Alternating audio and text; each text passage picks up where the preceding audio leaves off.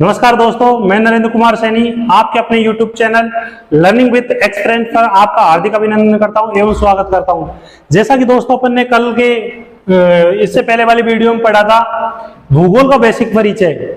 भूगोल का बेसिक परिचय पढ़ा था अपने, थोड़ा भूगोल के बारे में थोड़ी जानकारी ली, उसके बाद में ब्रह्मांड की जानकारी ली। अब देखो ब्रह्मांड में हमारे जैसे ब्रह्मांड तो बहुत बड़ा है, ब्रह्मांड में हम अपना सौरमंडल पढ़ते हैं क्योंकि सौरमंडल है जो एग्जाम के पॉइंट ऑफ व्यू से बहुत इंपॉर्टेंट टॉपिक हो जाता है और लगभग सभी एग्जाम में, छोटे से लेकर बड़ी एग्जाम सभी में ये सौरमंडल का आता है। अब चलो सौरमंडल को पढ़ते हैं। सौरमंडल के चलो सबसे पहले तो मैं सौरमंडल की आपको बेसिक जानकारी दे देता हूं कि सौरमंडल के बारे में, इसकी खोज वगैरह किसने की। तो सौरमंडल के बारे में मैं आपको बेसिक जानकारी देता हूं। जैसे सौरमंडल की खोज किसने की, सबसे पहले तो इसी खोज से ही ले लेते हैं कि सौरमंडल की खोज किसने की। तो सौरमंडल की जो खोज की थी वो निकोलस कोपरनिकस ने की। किसने की थी? निकोलस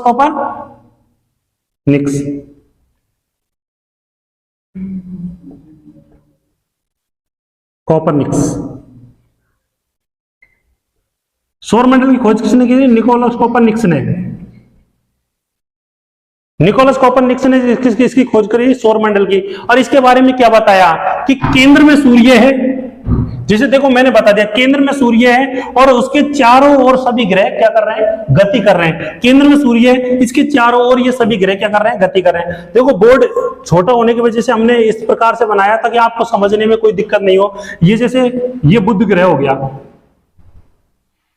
ये शुक्र हो गया, ये हमारी पृथ्वी हो गई, ये हमारा मंगल हो गया, ये हमारे अवांतर या क्षुद्र ग्रह जिनको बोलते हैं, अवांतर ग्रह या क्षुद्र ग्रह।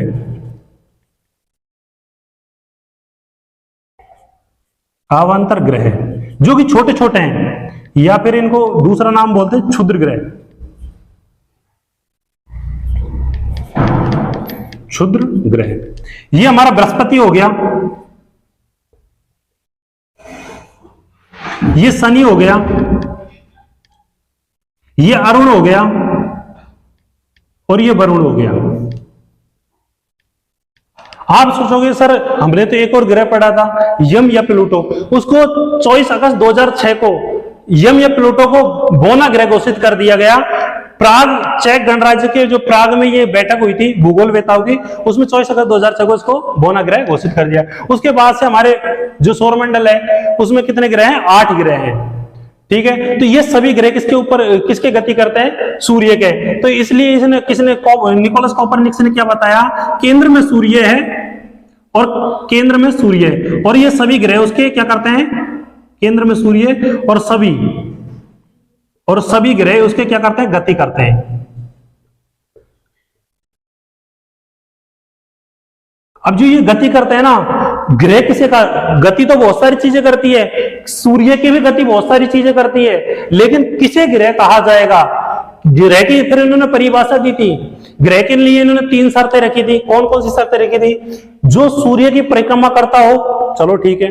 दूसरी शर्त रखी थी जो दीर्घ वृत्ताकार परिपथ बनाता हो। दीर्घ वृत्ताकार परिपथ का मतलब घूमता चारों ओर हो, लेकिन वृत्ताकार तरीके से बना। जो वृत्ताकार कैसे होता है, जैसे मैं आपको बताता हूं, जैसे ये तो एक ये सूर्य हो गया, इसके चारों ओर हो गया, तो ये तो वृत्ताकार नहीं हुआ। लेकिन वृत्ताकार अगर बनाएगा तो जैसे ये ग्रह हो गया, ये थोड़ा इस प्रकार से बनाएगा ताकि इधर से कम रहेगी, इधर से परिधि ज्यादा रहेगी। तभी तो आपने देखा होगा जैसे हम कोई भी मिशन भेजते हैं अंतरिक्ष में, तो अंतरिक्ष में मिशन भेजने का एक टाइम पीरियड होता है कि हम तब तक भेज सकते हैं, इसके बाद में यह ग्रह बहुत पृथ्वी से काफी दूरी पे चल जाएगा, क्योंकि ये दीर्घ वृत्ताकार परिपथ बनाते हैं और ये निश्चित समय के लिए ही अपने नजदीक आते हैं। ठीक है, ग्रहों के, तो इसलिए दीर्घ वृत्ताकार परिपथ बनाते हैं। और तीसरी जो शर्त बनाई थी वो ये शर्त बनाई थी, एक ग्रह दूसरे ग्रह के दीर्घ वृत्ताकार परिपथ को नहीं काटता हो, उससे ग्रह कहा जाता है। ठीक है, ग्रह की 3 परिभाषा होती है। और ये ग्रह गति नियम दिया था वो निकोलस कोपरनिकस ने नहीं दिया था, वो केपलर ने दिया था। ग्रह गति नियम, यहां पे एक इंपॉर्टेंट बात और याद कर लो, ग्रह गति नियम। अच्छा, ग्रह गति नियम किसने दिया था? केपलर ने। कई बार इस चीज में कंफ्यूजन होती है कि ग्रहगति नियम पूछते हैं, निकोलस कोपरनिकस करके आते हैं, और या फिर सौरमंडल की खोज करते हैं तो उसमें केपलर कह जाते हैं। लेकिन आपको ऐसा नहीं करना, अगर सौरमंडल की खोज पूछे तो निकोलस कोपरनिकस करना है, और ग्रहगति नियम पूछे तो केपलर करना है। ग्रहगति नियम का मतलब है कि ग्रह किस प्रकार से गति करते हैं सौरमंडल के, और निकोलस कोपरनिकस ने यह बताया था कि केंद्र में सूर्य है, बाकी सभी ग्रह इसके परिक्रमा करते हैं। ठीक है, इन दोनों में अंतर हो गया। अब जो इनका नामकरण किया गया था, जैसे मैंने आपको बता दिया, इसका नाम बुध है, शुक्र है, पृथ्वी, मंगल, बृहस्पति, शनि, अरुण, वरुण, ये नाम तो हमने हमारे हिंदी के अनुसार बता दिए। लेकिन क्या इनका नाम वास्तव में हिंदी के अनुसार हुआ था? नहीं, इनका नाम हिंदी के अनुसार नहीं हुआ था। इनका रोमन ये यूनानी देवताओं के नाम पर हुआ था इनका नामकरण। तो रोमन ये यूनानी देवताओं के नाम पर हुआ था, जिनको हम इंग्लिश वर्जन के रूप में देखते हैं। जैसे इसका नाम, बुध का नाम हम देखते हैं, तो बुध का नाम क्या दिया था? मरकरी। अच्छा, मरकरी इसका नाम दे दिया। अब मरकरी क्या है? क्योंकि मैंने बोला यूनानी या रोमन देवताओं के नाम पर हुआ, तो मरकरी को क्या बोलते हैं? तो मरकरी है, उसका जो यूनानी नाम है वो क्या है? वाणिज्य और निपुणता का देवता। क्या बोलते हैं इसको? वाणिज्य और निपुणता का देवता।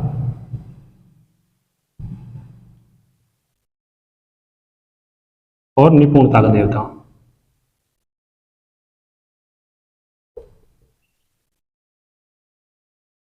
जैसे शुक्र है, शुक्र का भी किसी नाम, तो शुक्र का नाम दिया था वीनस। अच्छा, वीनस क्या होता है? प्यार एवं सुंदरता की देवी। इसका कौन से देवता के नाम पर रखा था? इसका प्यार और सुंदरता की देवी के नाम पर इसका नाम वीनस रखा था।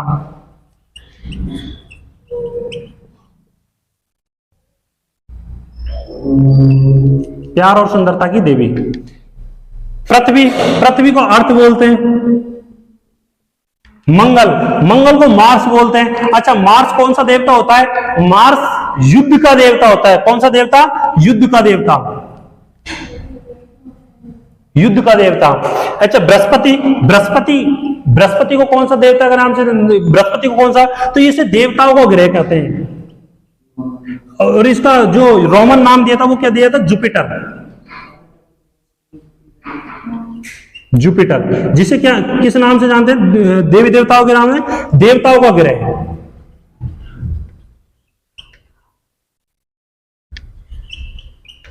क्या कहते हैं? देवताओं का ग्रह।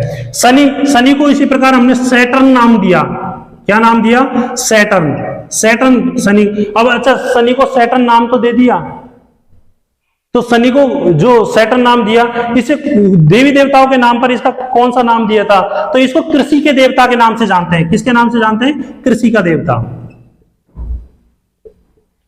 कृषि का देवता।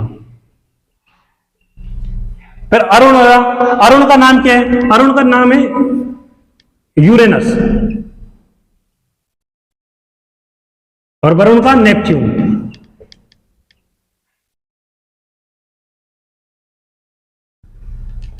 अच्छा, फिर अरुण यूरेनस नाम दिया, तो इसे कौन से देवता का नाम है? इसे समुद्र का देवता कहते हैं।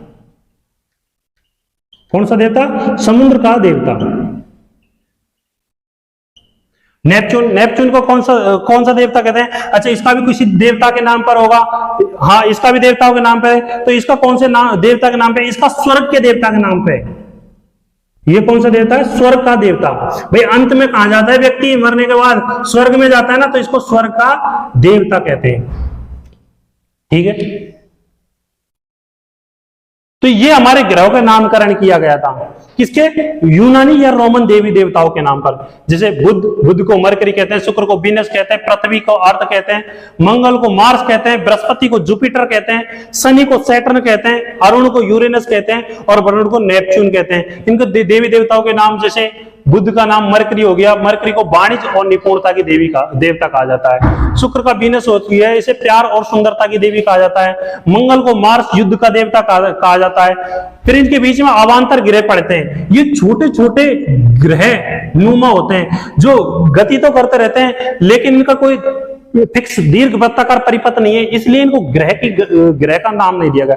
इसलिए वो क्षुद्र यानी बहुत छोटे ग्रह के नाम से जाने जाते हैं। ठीक है, बृहस्पति को जुपिटर देवताओं का ग्रह, शनि को सैटर्न कृषि का देवता, अरुण को यूरेनस समुद्र का देवता, वरुण को नेपच्यून स्वर्ग का देवता के नाम से जानते हैं। चलो ठीक है, फिर इसके बाद में हम देखते हैं कि इनके कुछ उपग्रह भी रहे होंगे।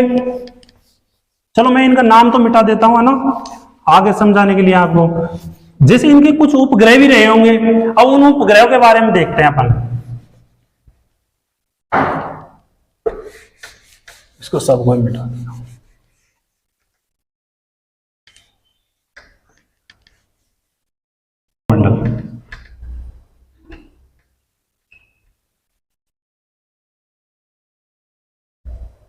जैसे बुध, बुध का दोस्तों कोई उपग्रह नहीं है, जैसे मैंने काट दिया, इसका मतलब इसके कोई उपग्रह नहीं है। शुक्र, शुक्र का भी कोई उपग्रह नहीं है, शुक्र का भी अपना कोई उपग्रह नहीं है। पृथ्वी, पृथ्वी का एक उपग्रह है चंद्रमा।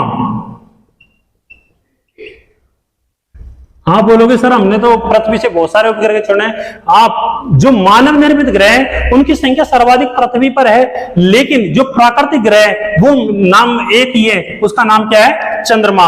मंगल के दो प्राकृतिक उपग्रह जिनका नाम है फोबोस और डेमोस।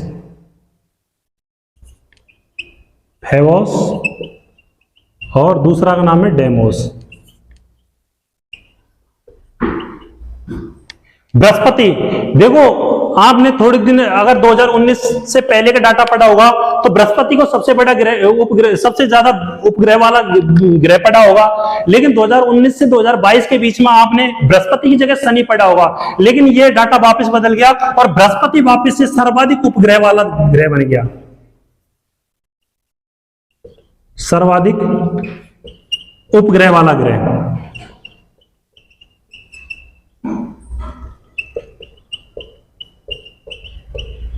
और इसकी ग्रहों की जो संख्या है वो 81 हो चुकी है। कितनी हो चुकी है? 81। शनि, सैटर्न, शनि के पहले 69 थे, 69 से बढ़कर 71 हो गए, तब ये सबसे ज्यादा उपग्रह वाला ग्रह बना था। लेकिन इस समय दूसरे नंबर का सबसे ज्यादा उपग्रह रखने वाला ग्रह कौन है? शनि, 71, और ये 81। फिर आपने अरुण पढ़ा होगा, अरुण के उपग्रह की संख्या 27 है, और वरुण, वरुण के उपग्रहों की संख्या 17 है।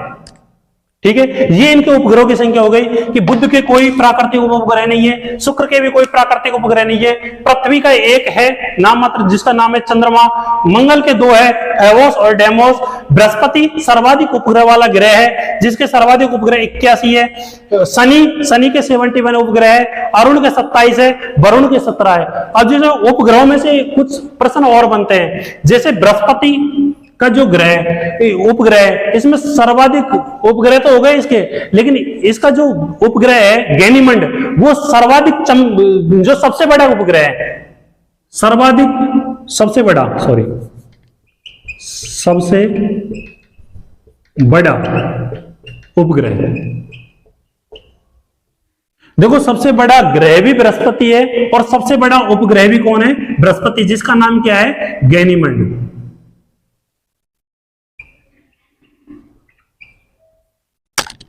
इसके बाद सर्वाधिक उपग्रह रखने वाला ग्रह कौन सा रह गया? शनि, 71, और इसका जो उपग्रह है टाइटन, और टाइटन की विशेषता यह सर्वाधिक चमकीला उपग्रह है। क्या है? सर्वाधिक चमकीला उपग्रह, चमकीला उपग्रह। ये किसके? टाइटन की विशेषता हो गई। जो टाइटन किसका है? शनि का उपग्रह। ये आपके ग्रहों के उपग्रह की विशेषताएं हो गई। इसके अलावा आपने दो चीज पढ़ी होगी कि एक तो परिक्रमण गति होती है, एक परिभ्रमण गति होती है। परिक्रमण गति क्या होती है, परिभ्रमण गति क्या होती है, इसके बारे में मैं आपको बता देता हूं। इसको मिटा देता हूं थोड़ी देर। अच्छा, परिक्रमण और परिभ्रमण से पहले मैं आपको एक चीज बता देना चाहता हूं। जैसे ये ग्रह, इसके बारे में मैंने चित्र बनाया है और यहाँ अवान्तर या क्षुद्र ग्रह लिखे थे। इसके अंदर भी 4 ग्रह हैं, इसके बाहर भी 4 ग्रह हैं। देखो इसके अंदर भी 4 ग्रह हैं, बुध, शुक्र, पृथ्वी और मंगल। बाहर भी 4 ग्रह हैं, बृहस्पति, शनि, अरुण, वरुण। इन ऊपर वाले 4 ग्रह, अंदर वाले सूर्य से और शुक्र ग्रह के बीच के ग्रह को आंतरिक ग्रह क्या कहते हैं? आंतरिक ग्रह। कई बार ये प्रश्न पूछा हुआ है, आंतरिक ग्रहों की संख्या कितनी है? तो टोटल ग्रह की नहीं पूछ रहा, वो आंतरिक ग्रह की पूछ रहा, तो उसकी संख्या कितनी है? 4। या आंतरिक ग्रह ने देकर नाम दे देता है पार्थिव ग्रह। ठीक है। इसके अलावा जो ये ग्रह बृहस्पति, शनि, अरुण, वरुण, इनको कहते हैं बाह्य ग्रह।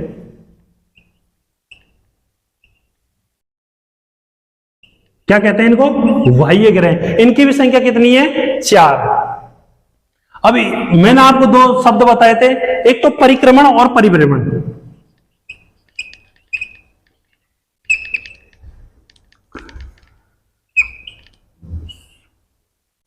और दूसरा परिभ्रमण। देखो इन दोनों शब्दावलियों को आपको समझना है, परिक्रमण किसे कहते हैं, परिभ्रमण किसे कहते हैं। आप कहीं तीर्थ यात्रा पर गए होंगे, वहां पे आपने परिक्रमा करी होगी, अर्थात उस धाम के चारों ओर घूमने को परिक्रमण कहते हैं। परिक्रमा करना, किसी भी धाम के चारों ओर घूमना। और इनका धाम कौन है? सूर्य। तो ये सूर्य, जो भी ग्रह सूर्य के चारों ओर घूमते हैं, उस गति को कहते हैं परिक्रमण गति। और जो स्वयं अपने ही अक्ष पे चारों ओर घूमते हैं, क्योंकि ग्रह 2 प्रकार से गति कहते हैं, एक तो अपने अक्ष पर, एक सूर्य के। 2 प्रकार की गति होती है। इन दोनों गति का नाम है, एक का नाम है परिक्रमण, एक का नाम है परिभ्रमण। तो अपने अक्ष पर चारों ओर घूमने की जो क्रिया है उसको परिभ्रमण कहते हैं, और जो सूर्य के चारों ओर घूमने की जो गति है उसे हम परिक्रमण गति कहते हैं। ठीक है। परिक्रमण सूर्य के चारों ओर।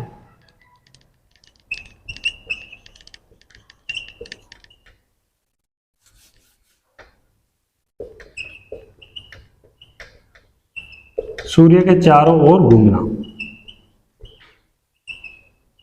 घूमने की गति, और अपने अक्ष पर चारों ओर घूमने की गति।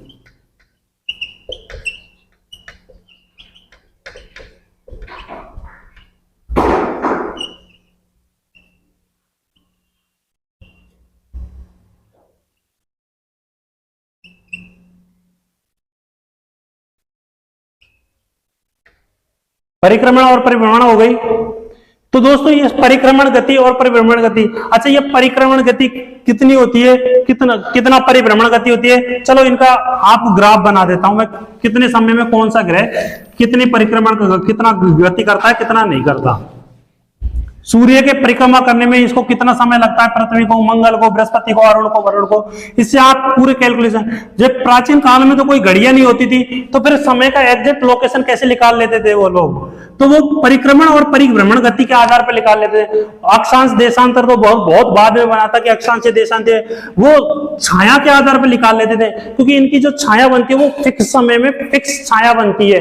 तो तभी देखते हैं ना सूर्य के आधार पर, जैसे हमारे जयपुर में भी जंतर मंतर बना हुआ है, उसके आधार पर जो सूर्य, विश्व की सबसे बड़ी सूर्य घड़ी बनी हुई है जयपुर में। इस प्रकार भारत में पूरे 5 वेधशालाएं बनवाई थी सवाई मानसिंह के काल में। तो वो सूर्य की गणना के आधार पर ही बनाई है कि सूर्य की किस प्रकार से गति होती है। देखो अगर हम ग्रह के आधार पर देखते हैं तो सूर्य एक स्थिर ग्रह है, लेकिन हम जैसे ब्रह्मांड के आधार पर देखते हैं तो सूर्य भी गति करता है। फिर ये किसके आधार पर, किसके करता है? ये ब्रह्मांड के करता है। बहुत सारे सूर्य के जैसे बहुत सारे तारे हैं। अच्छा सूर्य क्या है? सूर्य भी एक तारा ही है, चंद्रमा एक तारा नहीं है, क्योंकि चंद्रमा हमेशा किसके प्रकाश से चमकता है? सूर्य के प्रकाश से। ठीक है। तो इसके परिक्रमण और परिभ्रमण गति को मैं समझा देता हूं आपको। अभी डायग्राम को तो मिटाना है।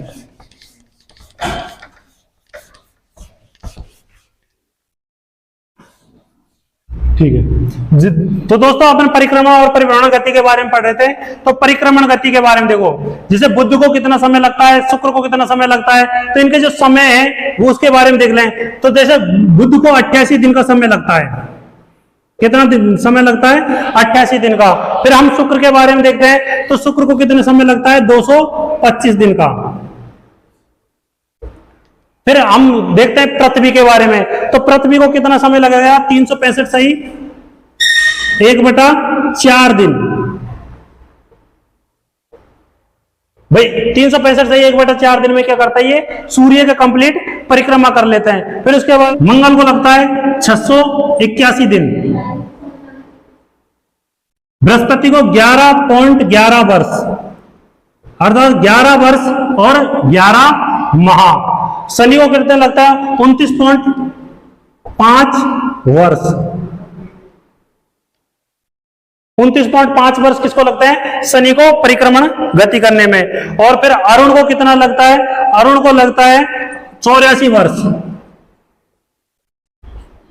और वरुण को कितना लगता है, वरुण को लगता है 165 वर्ष।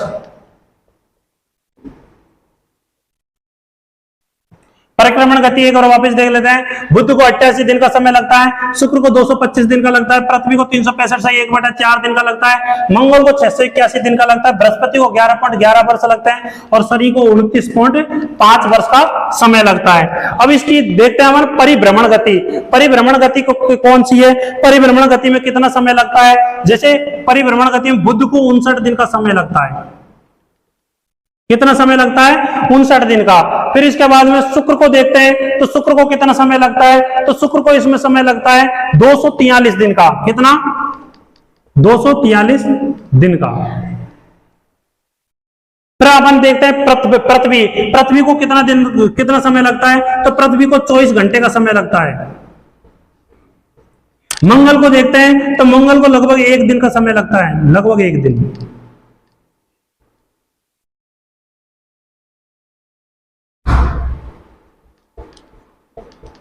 लगभग 1 दिन का समय लगता है। बृहस्पति को देखते हैं, तो बृहस्पति को कितना समय लगता है, तो बृहस्पति का समय लगता है